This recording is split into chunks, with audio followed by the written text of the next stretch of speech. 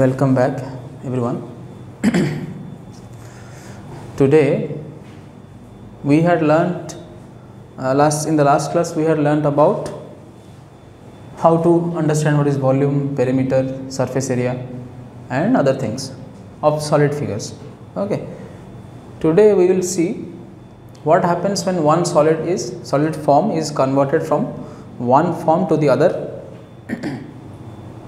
and what happens when there is combination of two or three more figures. Let us see. Let us first come to conversion of solids. Suppose conversion मतलब बदलाव, मतलब मान लो तुम्हारे पास एक iron का ball है, solid ball. Okay, it is completely solid और इस बॉल में सिर्फ आयरन ही है, एक ही मटेरियल से बना है आयरन. Okay fine. अब इसका कुछ वॉल्यूम होगा, मान लो दैट इज़ V0, कुछ रेडियस होगा, that is something like R. Now when इसको मेल्ट करके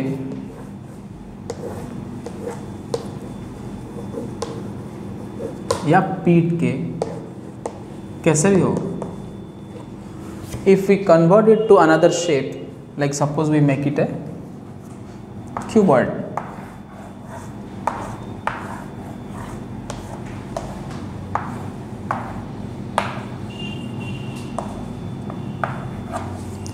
then you see the shape has changed, right?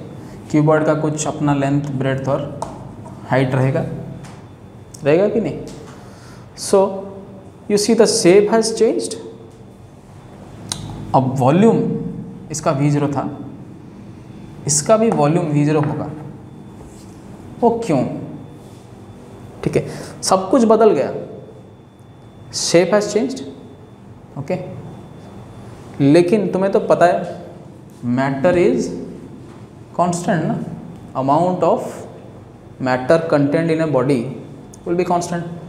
while melting or beating, if some part of this by product के जैसे चला गया, क्या छूट गया, तो अलग बात है, अलग आएगा. लेकिन अगर ऐसा मेल्टिंग और ऐसा बीटिंग हुआ कि जितना इसमें मास था उतना मास है, मान लो 17 kg था, ये भी 17 kg ही है, मास सेम है, तो density is given by mass upon volume. Density is mass upon volume, so mass will remain same. yes or no? मास कहाँ जाएगा? अब तुम ऐसा तो नहीं करोगे उसको, मास को कन्वर्ट टू सम एनर्जी तो नहीं होगा ना, तो मास रहेगा मोर और लेस. वॉल्यूम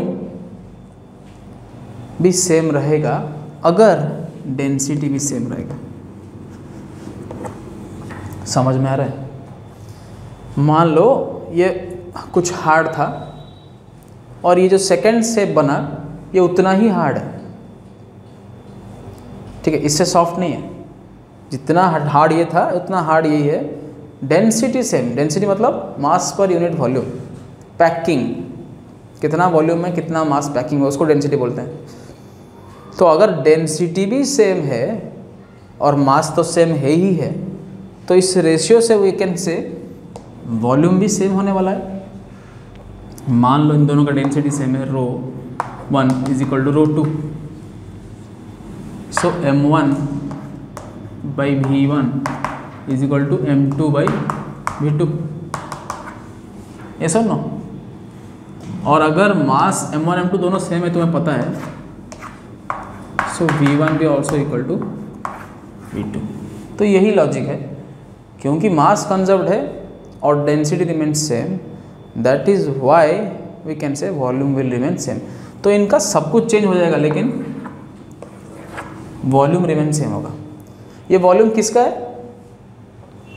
ये कैपेसिटी है क्या? कंफ्यूज मत होना, दिस इज़ नॉट कैपेसिटी. यहाँ पे हमने पूरा सॉलिड स्फीयर लिया इसीलिए ये दोनों सेम लग रहा है. लेकिन अगर हॉलो स्फीयर होता है या फिर एक स्फीयरिकल शेल होता है मान लो स्फेरिकल शेल होता है, एक second, let me rub it. ठीक है, इसको तो समझ लिया। चलो देखते हैं एक चीज़।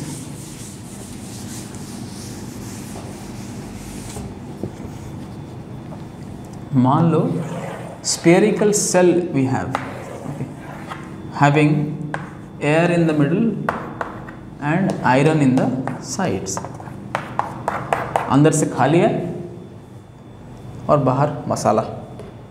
ठीक है, अब ऐसे सेल में जब इसको कन्वर्ट किया गया, मेल्टेड और casted into another same, suppose we made a cylinder, solid cylinder जो कि पूरा भरा हुआ है।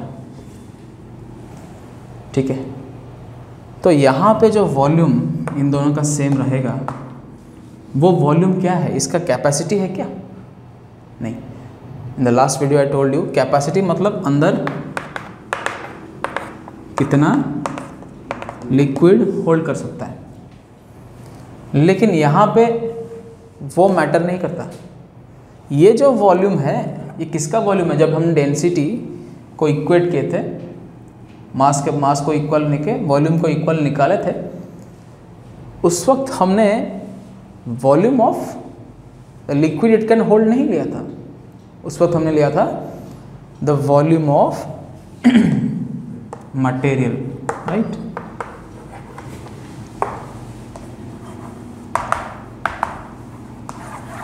ये दोनों सेम होगा, याद रखना। Okay, volume of the material will be same. जितना लोहा इसमें यूज हुआ, उतना ही लोहे में से ये पूरा सॉलिड बना। ये भी अगर हॉलो सिलेंडर होता और इसके अंदर मान लो एयर होता, तो इस सिलेंडर का जो भी वॉल्यूम होता, लास्ट क्लास में पढ़े थे, ये इतना होता। ये volume is the material volume, ये वॉल्यूम भी is the volume of the material, ये दोनों सेम होता। तो सेम रह रहा है एक चीज़, वो है volume of the material and not volume of its capacity or something else, only the material, because mass remains constant if density is maintained। ठीक है, अब मान लो इसमें डेंसिटी मेंटेन नहीं होगा, तब वॉल्यूम सेम नहीं रहेगा। क्यों? क्योंकि तुम्हें पता है ना, जैसे कि मान लो एक लोहा है, ठीक है, 1 cuboidal iron completely solid block, और इसको रिकास्ट किया ऐसा, तो मिला एक बड़ा आयरन का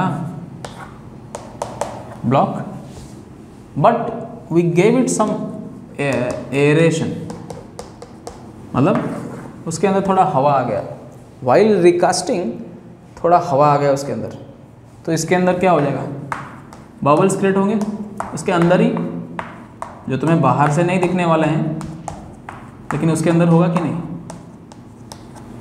यस और no, right? Yes sir. So अब इसमें एरेशन करके एक बड़ा ब्लॉक बना दिया, तो यहाँ पे will the volume be same as this? Will it be same? You think so?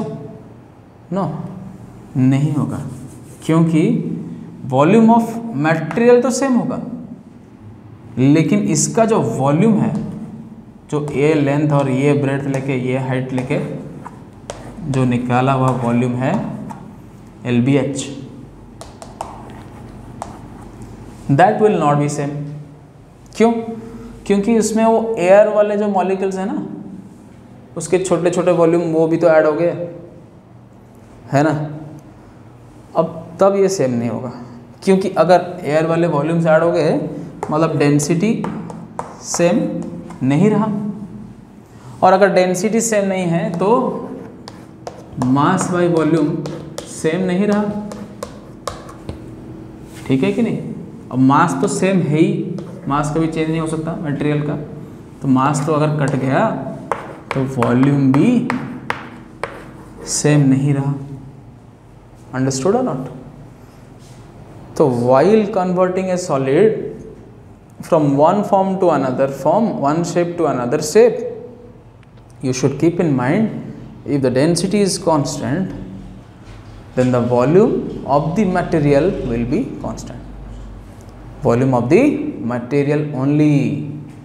कभी भी ऐसा मत करना कि उसका पूरा वॉल्यूम निकाल के सेम कर देना, नो नो नो नो। जितना मटेरियल यूज हुआ है, मतलब जहाँ जहाँ लोहा है वही, एयर पार्टिकल्स है, बीच में गैप है, सिलेंड्रिकल सेल है, वो सब जगह नहीं, जितना लोहा है।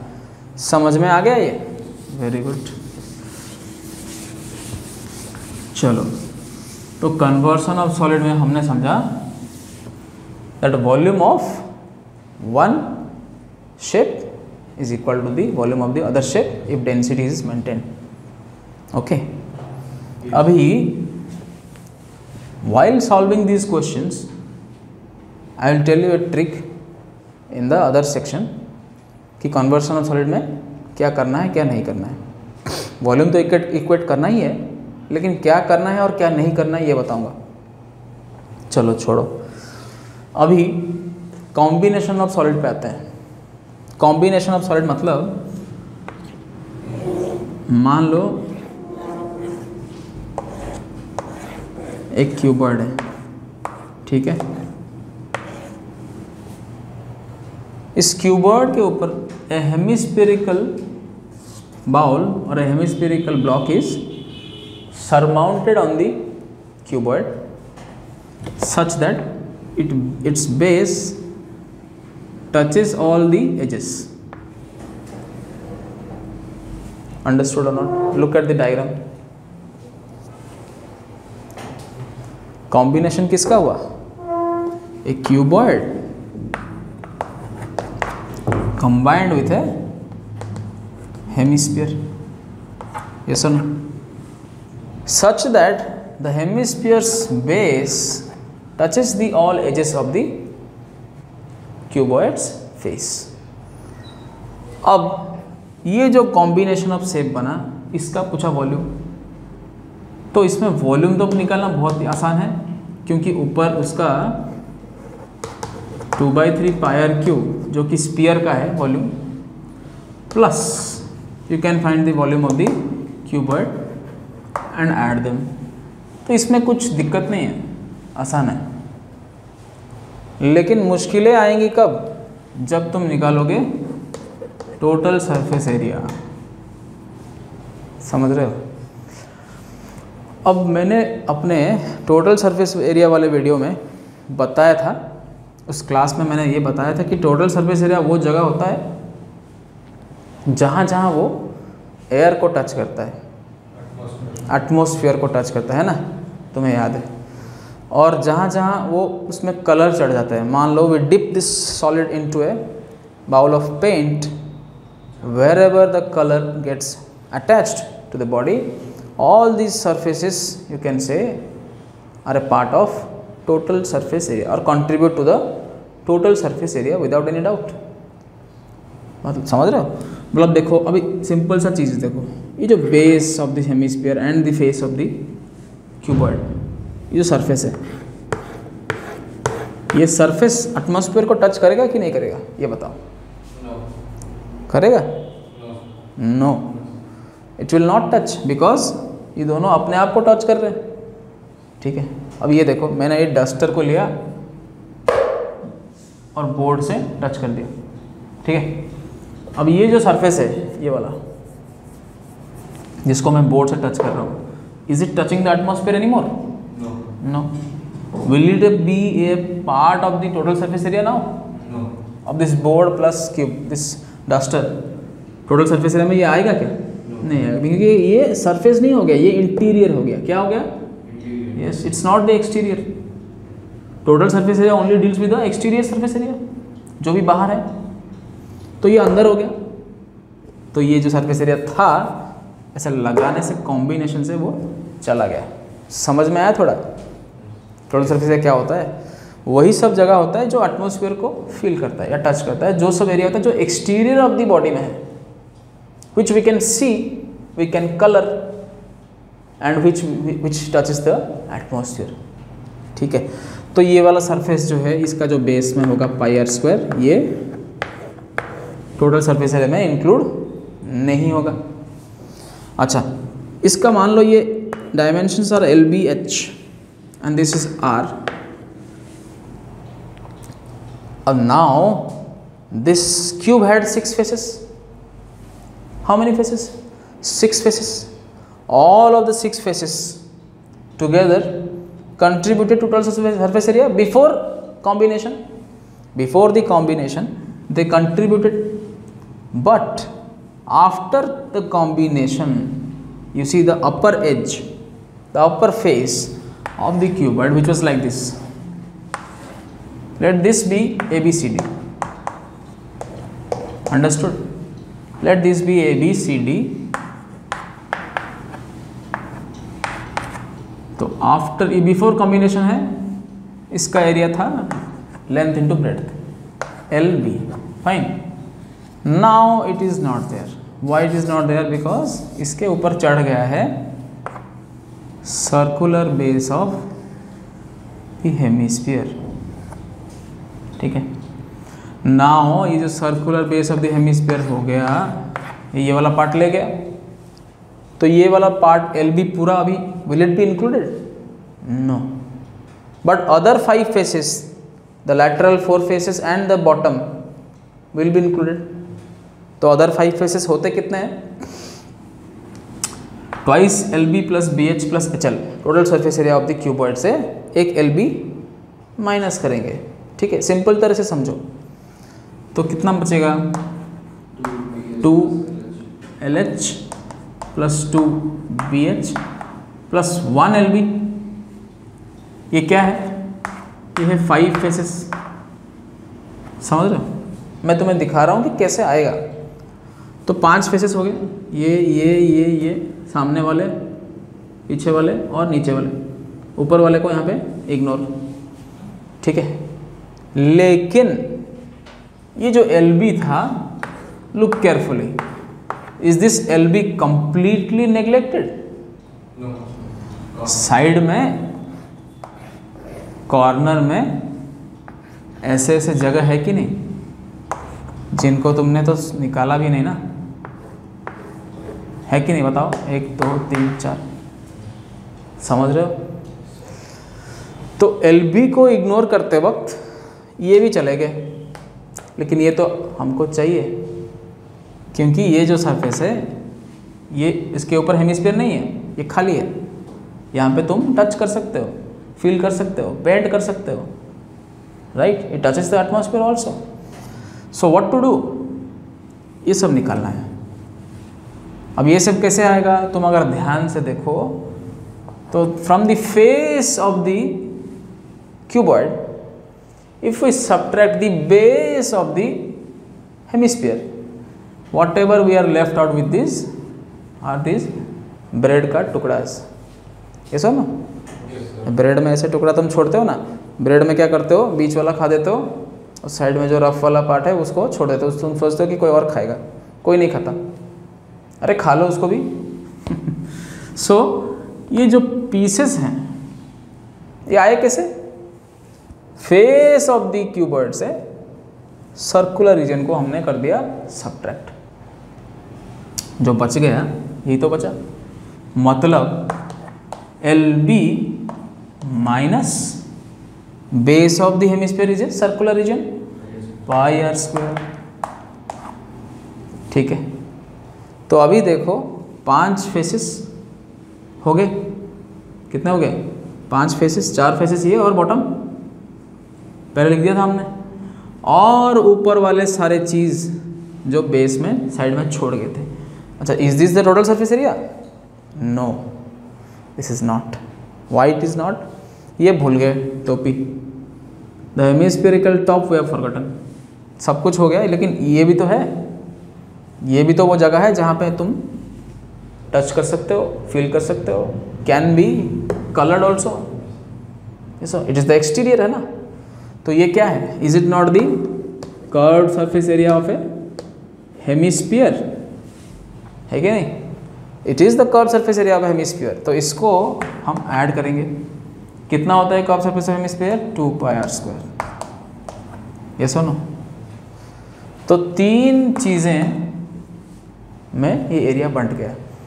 1 part was the cuboid's 5 faces, 1 part was the top minus the base exteriors, ये जो पार्ट था, and the third part was the CS of the hemisphere. So combination of solid figures creates such kind of situations where you have to think which part of the area of the whole body is actually contributing to total surface area, then you will not do a mistake.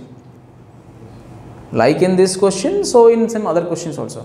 तुम्हें ये सोचना ही है कि कौन सा part total surface area को contribute कर रहा है और कौन सा नहीं कर रहा है, ठीक है? तो कौन सा कर रहा है, यही सब कर रहे हैं, तो इनको ऐड करेंगे तो 2LB + 2BH + LB यहाँ पे था, एक और LB मिल गया, 2LB हो गया वो 2LB + BH + LH -πr² + 2πr², मतलब 1πr² बचा। तो यही है total surface area. Any problem? No. तो ये थोड़ा इंटरेस्टिंग भी है। Why it is interesting, you see the area total surface area of this combination of hemisphere and over a surmounted, अच्छा ये ध्यान रखना, सरमाउंटेड ऑन मतलब A इज सरमाउंटेड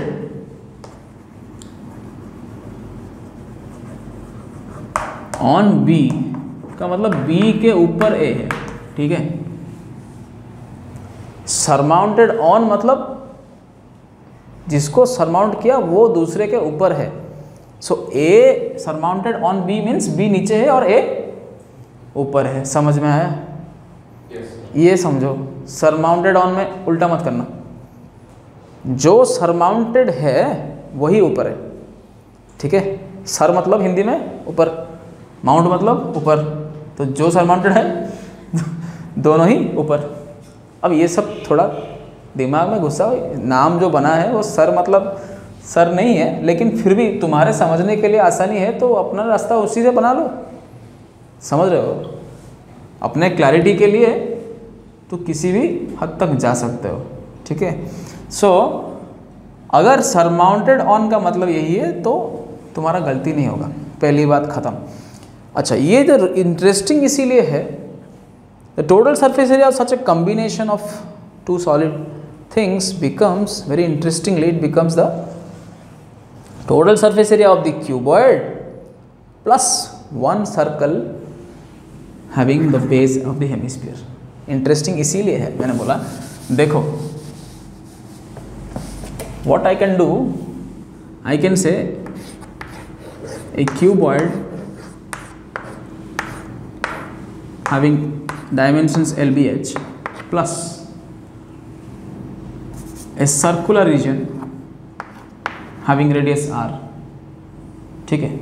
और ये जो R है इसके बारे में बताएंगे थोड़ा। इट बिकम्स सेम एज, ये मैं डिलीट कर रहा हूँ, ठीक है?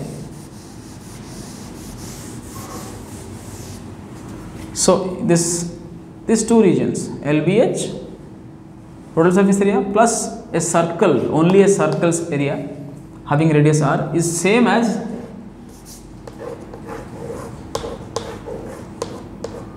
a hemisphere surmounted over a cuboid. The TSA here is same as the TSA here. ये समझ में आया? इसीलिए मैंने बोला ये इंटरेस्टिंग है, नहीं है इंटरेस्टिंग? yes, sir. अब ऐसा कैसे हो गया बस तुम सोचो। अभी ये तभी होगा, this will only happen when you see this base of the hemisphere completely touches all the 4 sides of the face of the cuboid, right? If the base of the hemisphere does not touch the four sides of the cuboid, then this will not happen. This is not going to happen. So if it touches the four sides, you will get one more result. What will you get? Suppose the length here is L, this is also L, and it will be parallel and equal to the diameter of the sphere. The diameter will be like this. मतलब ये जो L of the cuboid है, it is same as diameter of the sphere because it is touching all the sides equally. So the R, the radius of the hemisphere must be equal to half of the length of the cube. ठीक है, ये भी interesting है. किसी question में ये hemisphere का radius नहीं देगा, बस क्यूबॉइड का सब कुछ देगा और बोला कि ऐसा हेमिस्फीयर माउंटेड है. So you have to derive the radius of the hemisphere from the length of the cuboid and further proceed like this, like this, like this. Question can have multiple layers, ठीक है, but you have clear understanding. No question can shake you. Understood? So combinations of figures do a lot of questions by thinking slowly and practicing heavily. Understood? So later on you can understand a lot more of combinations. Let us get on with one more combination to understand another situation.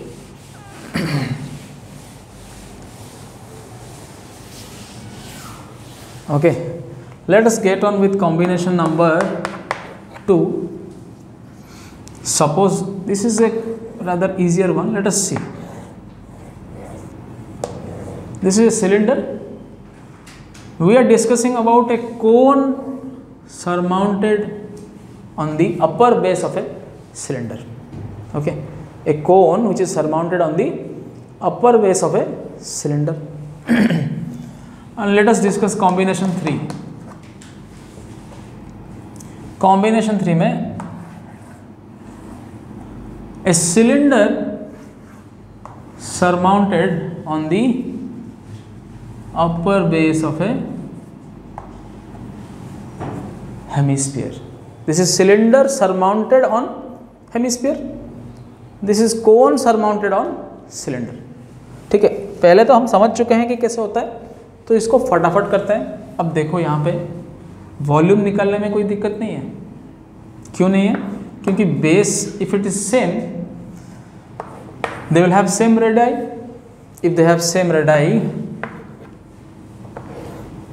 you can find, if the height of the cone is known, you can find the slant height by using the formula of Pythagoras. ठीक है, right.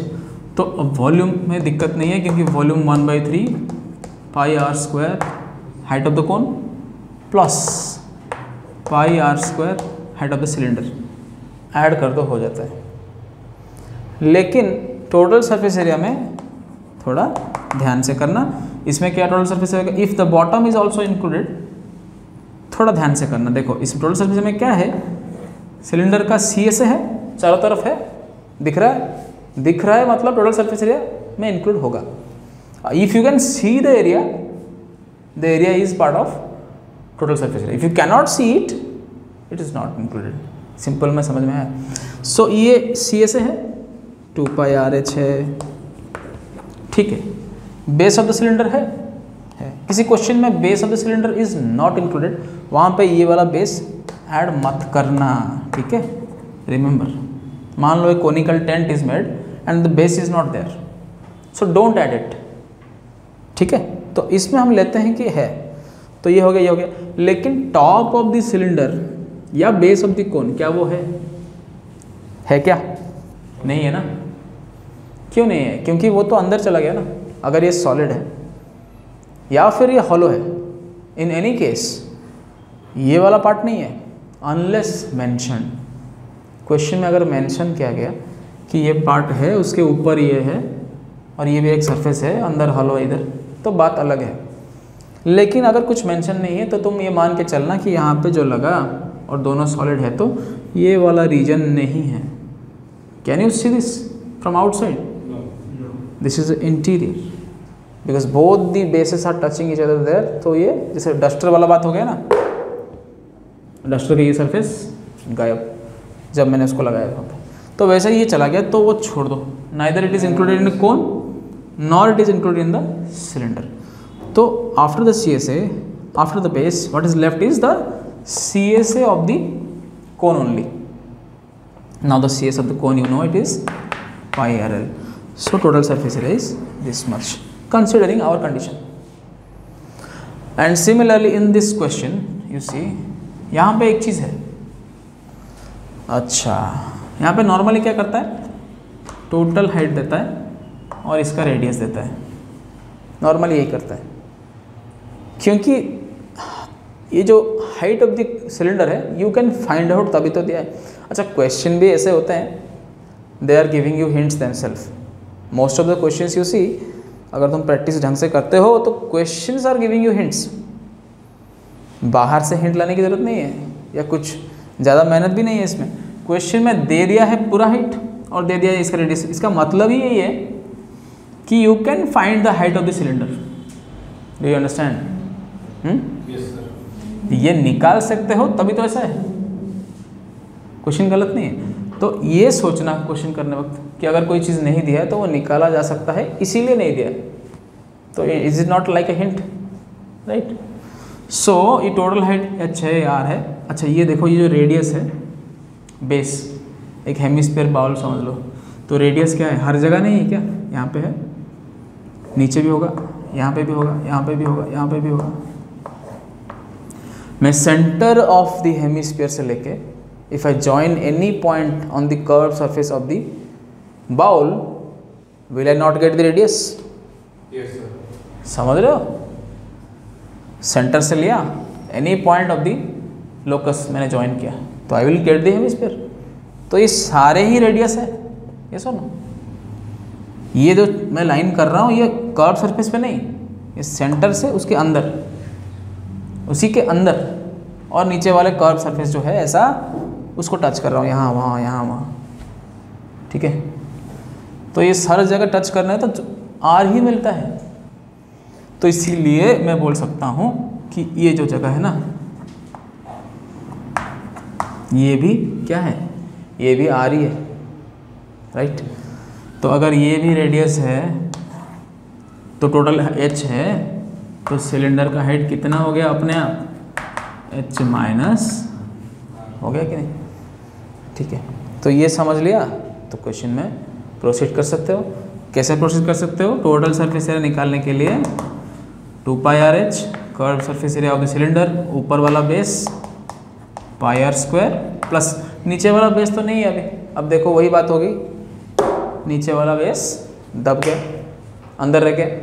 अब अंदर रहने वाला चीज़ को हम निकाल नहीं सकते, एक्सप्रेस नहीं कर सकते, उसको टच नहीं कर सकते, सूंघ नहीं सकते, फील नहीं कर सकते, कुछ नहीं कर सकते। सो ये जो अंदर वाला पार्ट अंदर रह ही गया, और क्या बचा? सिर्फ only the curved surface area of the hemisphere is left. So the CS of the hemisphere is how much? 2 pi r square. Okay.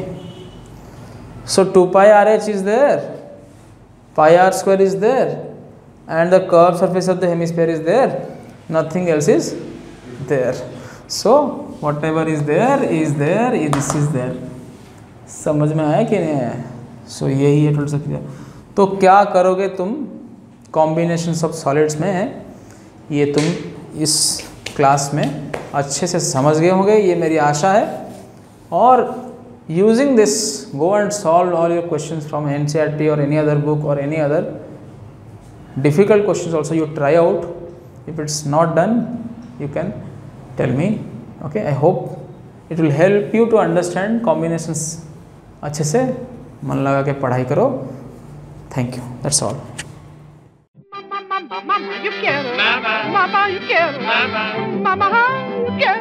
Mama, ay, ay, papá.